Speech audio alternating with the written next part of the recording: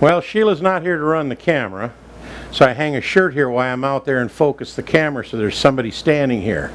That's how you do that. Hey everybody, hunter, fisher, trapper, trader, guide, scout, and interpreter, and country cook Steve Hall here in Nashville, Tennessee.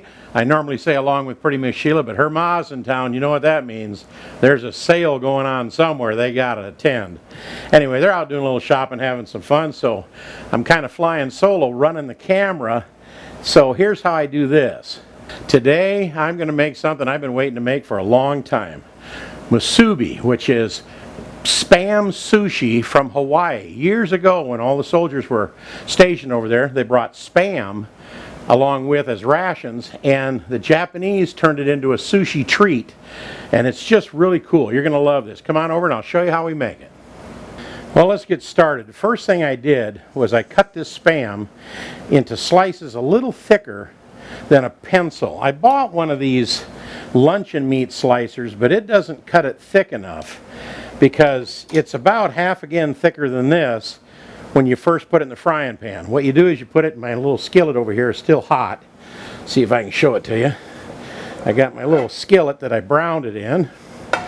Don't take me long to look at a hot skillet. Anyway, so you brown your Spam golden brown. Once you get that done, you put it on paper towels. Then you take a mixture of 50-50, 50% sugar, 50% soy sauce. And this is how the restaurant in Hawaii does it, 50-50. I know there's other recipes out there, but this is really what they like for kind of caramelizing the outside of that Spam. Now we're going to pour this in this pan right here.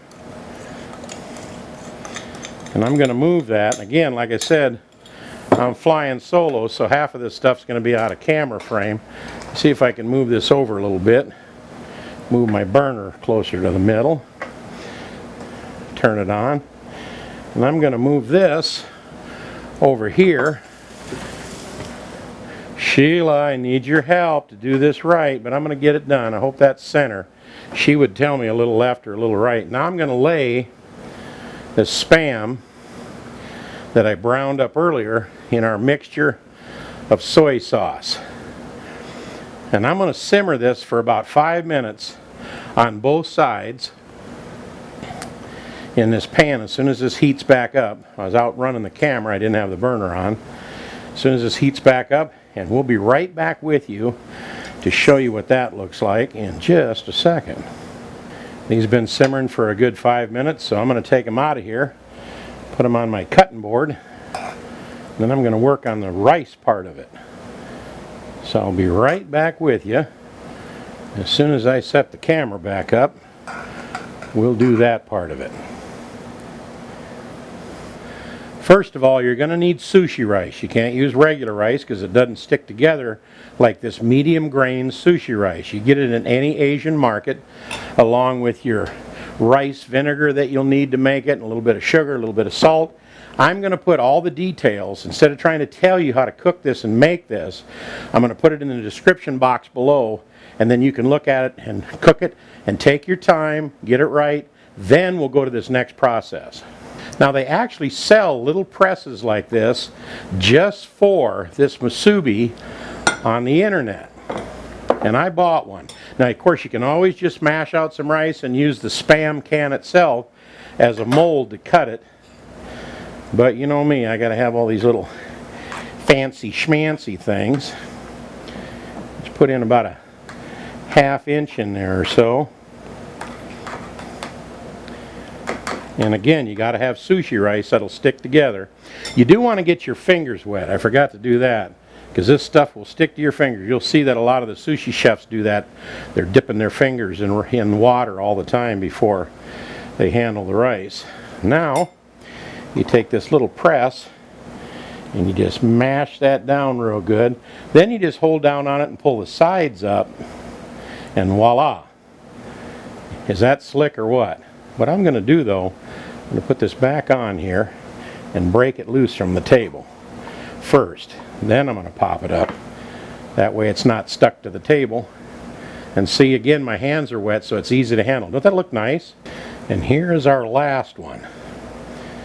I always like to slide them, break them loose like that. That just comes right off there nice. Now, It's time for the seaweed. Did I mention that Sheila wasn't here today? The reason I say that, because if you heard something running in the background, I left the air conditioner on the entire chute up to this point, and I just now remembered to turn it off. She always does, but again, get your fingers wet if you're going to handle this stuff.